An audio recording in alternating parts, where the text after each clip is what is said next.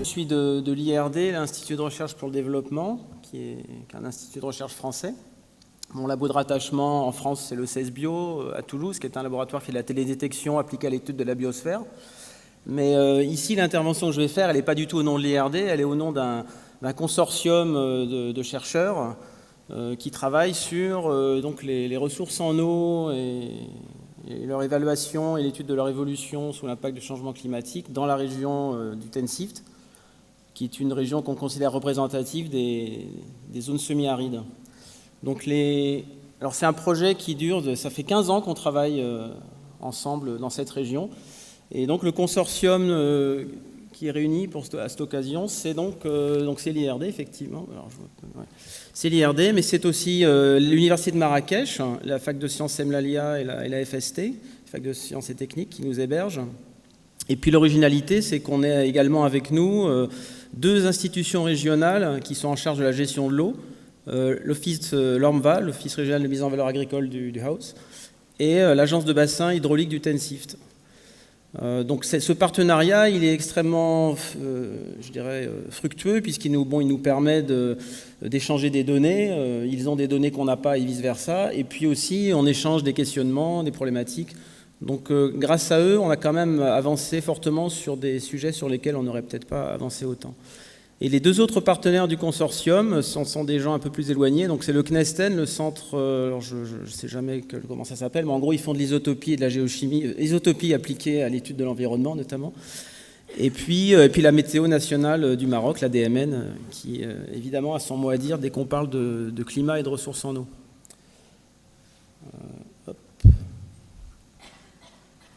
Donc le théâtre des opérations, pour l'instant nous c'est le bassin du Tensift.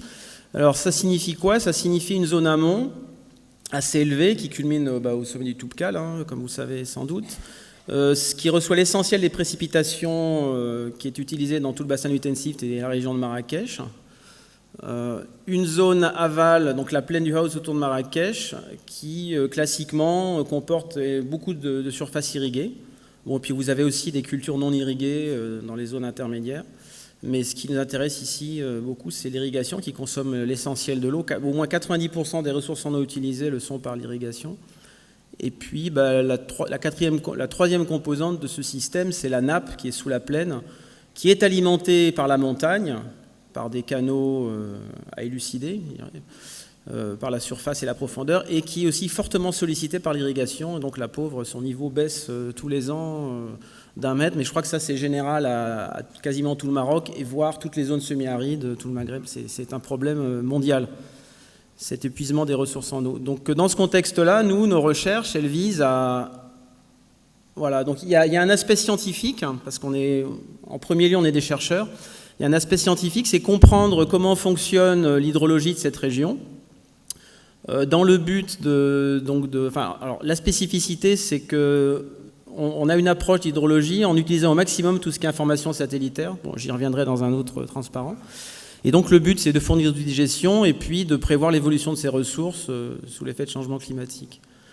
D'un point de vue plus sociétal, donc appliqué, on pourrait dire, l'intérêt de nos recherches, c'est que ça nous permet de diagnostiquer le fonctionnement des systèmes d'irrigation notamment. Par exemple, le goutte à goutte, qui est un procédé qui se développe énormément en ce moment au Maroc. Et puis, ça nous permet également de proposer des outils de gestion de l'eau d'irrigation ou de gestion de l'eau dans un bassin versant et des outils d'aide à la décision pour les politiques. Alors, les outils d'aide à la décision, ça peut être des logiciels, des indicateurs comme des indicateurs de sécheresse qui évoluent dans le temps pour informer les décisions. Hop. Donc, notre approche, la spécificité de notre approche, c'est qu'on utilise des mesures de terrain, ça c'est un peu l'évidence, personne ne peut s'en passer encore, il faut bien s'ancrer dans la réalité. Donc ces mesures de terrain sont utilisées ensuite dans des modèles, dans des modélisations des processus. Et la spécificité chez nous, il faut viser vers où? Ok, c'est qu'on utilise également la télédétection spatiale, donc l'imagerie satellitaire en d'autres termes.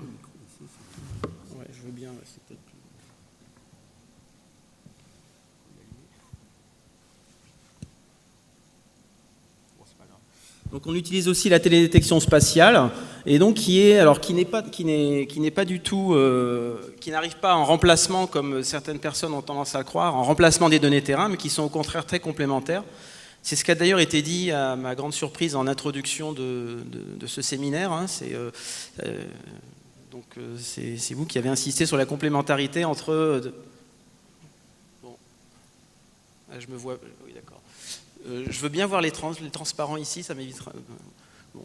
Donc la complémentarité entre la télédétection et les mesures de terrain, c'est-à-dire que les mesures de terrain nous permettent de valider et de mettre au point des modèles pour exploiter les données télédétection. Donc il y a un échange, un dialogue entre les deux. Et une fois que ces modélisations sont calées, la télédétection a le gros avantage, énorme avantage de permettre de spatialiser toutes ces variables à toute une région, tout un bassin versant. Et donc de mieux représenter les processus, forcément.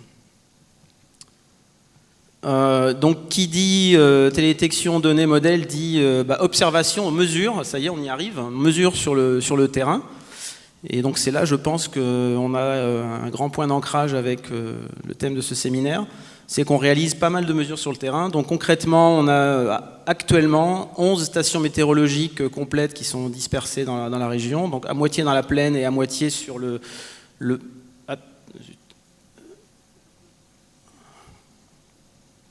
marche arrière. Ouais. Et donc la moitié de ces stations...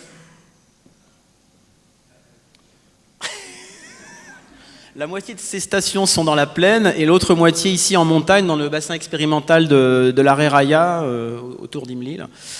Voilà. On a également des pluviomètres, 6 pluviomètres. Donc ça, c'est la composante météorologique qui est nécessaire à toute approche hydroclimato. Ce qui est un peu plus spécifique, c'est qu'on réalise de temps en temps chaque année, périodiquement, sur des parcelles agricoles, des mesures de flux. Bon, je détaillerai ça tout à l'heure, parce que c'est un peu spécifique. Bon, sinon, comme info importante, on dispose des débits, tout ce qui est débit, mesure du niveau de la nappe, piézométrie, qui sont fournis par le partenaire, donc l'agence de bassin. Et puis, également, l'Office de gestion d'irrigation nous fournit de ces données, quelques données météo, mais surtout, il nous donne les données d'irrigation, les volumes d'irrigation qui sont distribués dans les périmètres et qui nous servent également à décrire et quantifier la circulation de l'eau dans le bassin. Voilà. Donc ces données sont acquises et puis par des instruments spécifiques, des centrales, et elles sont, alors ça c'est l'originalité, c'est qu'elles sont télétransmises vers un serveur qui est hébergé à la fac, à Marrakech, depuis, bon c'est récent, hein, ça fait un an, un petit peu plus d'un an. Donc le gros avantage de ce système, c'est qu'il nous permet de contrôler que l'acquisition a bien lieu, qu'il n'y a pas de panne, donc ça évite les lacunes trop importantes. Ça ne nous permet pas encore actuellement vraiment de les acquérir entièrement, ces données, parce que la transmission elle se fait avec quelques chaos, donc on récupère des données qui ne sont pas toujours propres. Donc pour récupérer vraiment les données, il faut encore aller sur place avec l'ordinateur et brancher l'ordinateur sur la centrale. Mais déjà, pouvoir vérifier que l'acquisition se fait correctement, c'est un énorme avantage par rapport à la situation précédente où on pouvait se retrouver avec 2 mois de lacunes dans nos données parce qu'on n'avait pas vu qu'il y avait une panne sur un des capteurs installés. Donc voilà, ça c'est une autre vue Donc toutes ces données télétransmises sont accessibles via une interface web. D'ailleurs même vous pouvez y accéder si ça vous intéresse, hein, pour voir en temps réel la climatologie sur les différents sites où elle est mesurée. Alors à partir de ces données, bon là je vais vous passer un peu en revue l'utilisation qu'on en fait. Donc un des premiers enjeux importants, c'est donc ressources en eau en montagne, c'est-à-dire évaluer cette ressource. Et puis prévoir son évolution future sous l'impact des changements climatiques et autres, parce qu'il y a l'homme aussi qui intervient énormément dans ces zones. Donc les problèmes, les voilà, c'est quantifier tous ces flux. Donc certains sont plus ou moins connus ou mesurés, donc les précipitations, les débits, on sait à peu près. D'autres sont beaucoup moins bien connus, tout ce qui est infiltration, notamment les pointillés bleu ciel, hein. Et puis également toute la partie évapotranspiration en rouge. Donc ça, c'est des questions de recherche qu'on s'efforce de résoudre. Et donc pour quantifier ces flux, donc on va se baser sur des mesures de terrain, des observations, en plus des données climato dont je vous ai parlé. Bon alors les données climato, donc les voilà. Vous avez exemple ici d'une station météo installée au sommet de l'Oukaïmeden. Ça c'est une station météo qui est à Aremt. Et puis ça, ce sont des collègues qui sont en train de faire des carottages dans la neige là pour mesurer la hauteur de neige, peser la neige, avoir en fait ce qu'on appelle nous l'équivalent en eau de la neige, c'est-à-dire le volume d'eau contenu dans le manteau neigeux à un instant donné. Ce qui est une variable majeure pour pouvoir simuler ensuite les écoulements. Autre type de mesure, c'est le débit des rivières. Donc ça, c'est pas facile. Alors ça, essentiellement, c'est pas nous qui faisons ce type de mesure, c'est l'agence de bassin. Et donc ça se passe au niveau d'une station, comme que vous voyez ici, là, c'est la station de Tanaout. Donc c'est des mesures assez classiques, traditionnelles, des mesures de hauteur périodiques, des jaugeages, donc des mesures de débit grâce à un moulinet qui sont faits périodiquement. À partir de ça, on établit des relations entre la hauteur et le débit. Et le problème, cette relation elle est valable tant que le profil ne bouge pas. Le problème, c'est que chaque fois, vous avez vu, le profil de la rivière, il est quand même assez divagant, c'est pas du tout calibré. Donc chaque fois qu'il y a un gros orage, le cours est modifié, il faut recommencer l'opération. Donc voilà, grosse difficulté pour obtenir des mesures de débit correctes au niveau de ces bassins versants de montagne. Alors à quoi servent toutes ces mesures qu'on fait? Bon, ça c'est juste un exemple d'application, je ne rentre pas dans le détail parce que je crois que ce n'est pas le sujet de ce séminaire, mais c'est un exemple d'application qui montre que, en utilisant l'imagerie, qui montre la complémentarité entre tout ce qui est information satellitaire et information terrain. Vous avez en fait à gauche ici la modélisation du débit en gris, sans prendre en compte la neige. Donc vous voyez qu'il y a un biais énorme entre les débits observés et les débits simulés. Et si vous prenez en compte les surfaces de neige, la simulation du débit est bien meilleure. Et tout ça pourquoi? Parce que toutes les mesures de pluviométrie dont on dispose sur le terrain, elles sont en général au fond dans les vallées, et donc elles ne sont pas représentatives de toute la zone. Donc il arrive parfois qu'il y ait de la neige et pas du tout de pluie plus bas. Donc voilà, la mesure terrain c'est bien, mais l'information satellitaire en complément c'est aussi très intéressant. Alors le deuxième gros enjeu sur lequel on travaille, c'est l'agrohydrologie, donc c'est l'étude le bilan hydrique de l'irrigation et des cultures. Donc les questions auxquelles on s'efforce de répondre, les informations qu'on essaie de fournir, c'est la cartographie de l'occupation du sol, la modélisation du fonctionnement hydrique de la végétation. Donc ça c'est une partie vraiment scientifique, c'est la simulation des flux d'eau et d'énergie entre le sol, la plante et l'atmosphère. En termes plus appliqués, on fournit des infos, on diagnostique les systèmes irrigués. Donc les questions auxquelles on s'efforce de répondre, c'est est-ce que le goutte à goutte économise réellement de l'eau? Tout le monde pense que le goutte à goutte, ça économise de l'eau. En fait, la réalité montre qu'en général, c'est toujours l'inverse. Et quel est l'impact de ce goutte à goutte globalement sur la consommation d'eau d'une région agricole? Et là aussi, en général, ça augmente. Donc ce n'est pas tout à fait l'effet souhaité. Travaille également sur les cultures pluviales. Donc là, un des enjeux, c'est déterminer à l'avance les risques de sécheresse. Et puis concevoir des outils de gestion de l'eau d'irrigation. J'y reviendrai peut-être tout à l'heure. Donc, pour étudier le fonctionnement hydrologique de ces cultures, le nerf de la guerre, c'est ce qu'on appelle, nous, une station de flux, une parcelle instrumentée. Donc voilà à quoi ça ressemble quand on approche. Voilà, c'est juste un instrument qui est placé au milieu d'une parcelle. Bon, là, on ne se rend pas compte, mais il est quand même bien au milieu de la parcelle. Donc je vais détailler un petit peu le type de mesure qui est réalisé sur ces parcelles. Donc ici, vous avez un instrument assez spécifique. C'est un anémomètre sonique. C'est un instrument qui mesure les mouvements d'air en 3 dimensions. Et il est couplé à un hygromètre, c'est l'espèce de truc gris, le rectangle gris, là, qui mesure, lui, l'humidité de l'air aussi. Alors, ces deux instruments, ils travaillent à 20 kHz, parce qu'apparemment, ces mouvements d'eau et d'air, c'est extrêmement rapide. Le but, c'est de mesurer la turbulence pour savoir quel est le flux. C'est intégré dans le temps, et ça permet de savoir quel est le flux d'eau qui s'échappe de la surface. Sinon, vous avez... Alors, une autre type de mesure qui est faite, c'est qu'en plus de cet anémomètre sonique, vous avez également ici un LICOR. Donc lui, il mesure l'humidité et le taux de CO2. Donc ça, c'est très à la mode parce que maintenant, on a besoin de faire des bilans carbone sur un petit peu tout ce qui pousse. Donc d'où l'intérêt de cet engin. Alors, une autre manière d'estimer l'évapotranspiration, c'est de la mesurer grâce à un scintillomètre. Donc, le scintillomètre, c'est Ici, vous avez un émetteur ou un récepteur. Vous avez un instrument équivalent qui est situé à 1 km de l'autre côté de cet olivret. Et donc sur ce transect d'1 kilomètre, cet instrument il va mesurer les turbulences de l'air. Et à partir de là, bon, je simplifie, hein, on peut en dériver l'évapotranspiration qui se produit au niveau de cette plantation d'oliviers. On a également en pratique donc des mesures de rayonnement diverses et variées. Donc ici vous avez les 4 composantes du rayonnement, donc rayonnement incident solaire atmosphérique, rayonnement réfléchi solaire atmosphérique, des caméras thermiques, des capteurs dans le visible pour calculer des indices de télédétection, etc. Au niveau du sol également, on réalise pas mal de mesures, des mesures d'humidité du sol, des mesures thermiques à différentes profondeurs.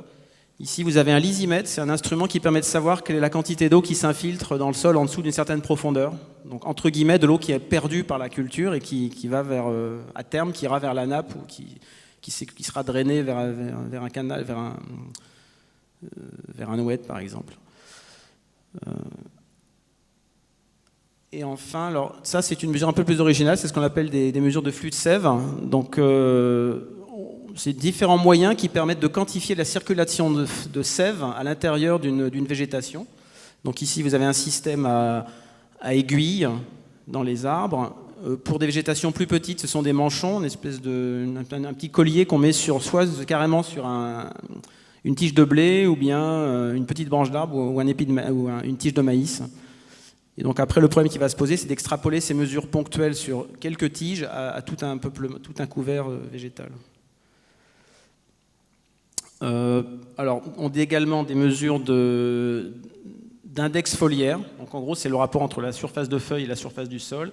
Des mesures de conductance stomatique, des mesures isotopiques ici. Alors, les isotopes qui nous intéressent, comme beaucoup de gens d'ailleurs, c'est le deutérium et l'oxygène 18, parce que les processus hydrologiques qui se produisent sur un couvert végétal, notamment l'évaporation, modifient la composition isotopique de l'eau. Et donc, à partir de ça, on peut savoir quelle est la partie qui a été transpirée, la partie qui a été évaporée sur une culture. Et l'intérêt de distinguer l'évaporation de la transpiration, c'est que l'évaporation, entre guillemets, est une perte. Elle n'a pas produit de biomasse, alors que la transpiration a produit de la biomasse. Donc c'est un peu plus intéressant comme flux d'eau pour l'agronome. Et c'est pas terminé. Alors de temps en temps, on fait également des mesures de flux de CO2 et autres gaz qui sont émis par le couvert végétal. Et puis, in fine, quand la culture est mûre, on s'intéresse également à la biomasse totale qui a été produite et au rendement de la culture. Voilà. Alors, une des nouveautés actuellement, c'est que de temps en temps, on utilise des capteurs qu'on appelle low cost, des capteurs à bas coût. Ça s'est apparu il y a quelques années sur le marché. L'intérêt de ces capteurs, c'est que, comme leur nom l'indique, ils sont vraiment pas chers, donc on peut en acheter plein et on peut en mettre énormément sur le terrain et donc spatialiser des variables que pour l'instant on ne pouvait pas spatialiser en termes de mesure. L'inconvénient, c'est qu'on s'est rendu compte à l'usage que c'est quand même des instruments qui sont pas chers, mais du coup pas très robustes, ça tombe en panne assez vite. Donc parfois ça marche bien. Ici, on a mesuré l'humidité en montagne. On a donc des collègues ont répandu des espèces de... Ça ressemble à des petites piles de montres, hein. On en a mis une centaine dispersées en montagne et ça permet de bien renseigner la température du sol. Par contre, ici, on a voulu installer des capteurs d'humidité avec télétransmission et les mini-stations météo sur une parcelle agricole. Bon, il y a eu des pannes, il y a eu pas mal de pannes. Alors, c'est perfectible, on va y retravailler, mais c'est pas forcément non plus, pour ces capteurs à bas coût, c'est pas un miracle absolu, quoi. Je vais aller vite parce que le temps passe. Ça, c'est juste pour montrer qu'un des résultats concrets de toutes nos mesures, c'est qu'on a vu, par exemple, que toutes les parcelles en goutte à goutte qu'on a observées consommaient plus d'eau et gaspillaient plus d'eau par percolation que les parcelles en gravitaire. Voilà, parenthèse fermée, mais c'est quand même une information intéressante à savoir. Alors, en ce qui concerne la télédétection, il y a différents types de télédétection. Donc l'imagerie satellitaire, ça comporte plusieurs, ce qu'on appelle les domaines spectraux. Et il se trouve que ces domaines sont relativement complémentaires pour étudier un couvert végétal. Vous avez d'une part tout ce qui est télédétection optique, donc dans le visible et proche infrarouge, au milieu. Télédétection optique qui va nous renseigner en gros sur la quantité de végétation qui est présente sur une surface. Et donc indirectement de renseigner sur la transpiration. La télédétection micro-ondes nous renseigne sur l'humidité de surface du sol et sur la quantité de végétation présente. Et la télédétection thermique, donc la température de la surface, nous renseigne sur l'humidité et donc l'intensité de la transpiration et l'évapotranspiration qui a lieu à un instant donné. Donc notre objectif, c'est de combiner toutes ces informations dans des modèles biophysiques de fonctionnement, soit par forçage, soit par assimilation, pour mieux estimer le fonctionnement de la plante et l'évolution de l'humidité du sol et de l'évapotranspiration. Bon, ça, c'est un exemple de cartographie de la quantité de végétation au cours du temps. Donc là, vous avez différentes dates. Au début de la culture, il n'y a pas de végétation. Le temps passe, les plantes poussent. Donc là, on voit l'intérêt de l'imagerie satellitaire, c'est que les plantes ne poussent pas du tout, les champs ne poussent pas du tout à la même vitesse. Et donc, on observe bien sur cette image toute cette variabilité spatiale de la croissance de la végétation. Et là, en fin de saison, il n'y a plus de végétation parce que le blé est mûr. Je suis dans le rouge, au niveau du temps. Alors, à partir de ces principes là, que je vous ai présentés rapidement, on développe des modèles, des outils de gestion de l'irrigation. Donc ici, un outil qui travaille à l'échelle parcellaire, qui dit à l'agriculteur combien d'eau il doit mettre à quel moment. Ici, un outil qui travaille à l'échelle du périmètre et qui informe, par exemple, en bas de la quantité d'eau qui a été consommée ou qui sera nécessaire pour finir la saison. Donc ça, c'est un exemple de l'intérêt de ce genre de modélisation, c'est que par rapport à des estimations, je dirais, standards et des tables, l'estimation satellitaire peut nous montrer certaines années des chiffres extrêmement différents. Donc là, la consommation réelle a été bien moindre que ce que donnaient les statistiques théoriques de la FAO, par exemple. Un autre énorme intérêt de ces approches, c'est qu'en fait, en comparant l'estimation satellitaire de la consommation, donc la mesure de la consommation d'eau par satellite, entre guillemets, enfin nous on ne parle jamais de mesure, pour nous c'est de l'estimation et la mesure c'est ce qui se passe réellement sur le terrain. Donc en comparant ces estimations satellitaires avec le terrain, la différence nous donne soit l'excès d'eau qui se sera potentiellement infiltré vers la nappe, soit si au contraire il n'y a pas eu assez d'eau, la différence nous donne la quantité d'eau qui a été pompée dans la nappe pour alimenter la culture. Et on voit ici, c'est une cartographie des pompages, on voit que les zones de pompage qui sont en rouge sont bien corrélées à la distribution des puits qui ont été repérés sur la zone. Alors ce genre d'info est d'autant plus intéressant que les méthodes traditionnelles pour estimer les pompages dans les aquifères sont extrêmement coûteuses, laborieuses, et il faut le dire, elles sont très mauvaises aussi, parce que ce sont des enquêtes, donc il faut se déplacer, aller voir chaque puits, demander à l'agriculteur, et que ce soit la méthode la méthode agronomique, je commence par celle du bas, vous avez la méthode agronomique qui consiste à demander à l'agriculteur quelles sont ses cultures sur quelle surface, la méthode hydraulique qui consiste à lui demander des informations sur le débit de sa pompe et les temps de pompage, et la méthode énergétique qui consiste à lui demander combien il a consommé. Donc ces méthodes-là donnent des résultats ici, vous voyez, qui n'ont strictement, quasiment pas de corrélation, ou très peu. Gros souci. Alors que si on réalise une estimation satellitaire, ici vous avez la consommation estimée par satellite, la consommation connue à partir de l'eau distribuée. On voit que tous les points se distribuent bien dans un triangle sous la bisectrie, donc ça veut dire que la distance entre le point et la bisectrie, c'est la partie qui a été pompée dans l'aquifère. Voilà, bon, et à partir de ces outils, on peut ensuite, si on s'éloigne un petit peu, on monte à une échelle supérieure du bassin versant, donc en combinant des outils qui nous permettent de quantifier le bilan hydrique des zones irriguées, des outils de suivi de la neige, tout ça est associé dans un modèle intégré. Et ce modèle va nous permettre de simuler l'évolution du niveau des nappes dans un bassin versant. Alors, bon, l'exercice était un peu curieux pour moi quand on m'a demandé de venir présenter ce qu'on fait, parce que je me suis dit quel rapport ça peut avoir avec la qualité, la métrologie. Nous, le mot qualité, c'est un mot que malheureusement on ne prononce jamais dans notre travail. Nous, les données, voilà, on les récupère et notre évaluation de la qualité, c'est un peu ce qui a été dit ce matin, c'est un peu comme l'arbitre. Quand est-ce qu'un but a été marqué ? C'est quand le scientifique décide que ça va, les données elles sont bonnes, j'arrive à sortir quelque chose, donc c'est bon. On n'a pas d'autres, en tout cas, je ne dis pas qu'on n'a pas d'autres moyens, mais on ne met pas en œuvre d'autres moyens pour vérifier la qualité des données. Ça reste totalement empirique, quoi. Mais bon, cela dit, quand même, on a quelques constatations qu'on peut transmettre. Donc, il y a des questions qui se posent notamment au moment où on met en place un protocole. Il ne faut pas se rater à ce moment-là. C'est clair que si au bout de la moitié de la manip, on se rend compte qu'il nous manque une mesure, la manip est terminée. Donc voilà, il y a quand même un stade critique qui est la conception du protocole terrain.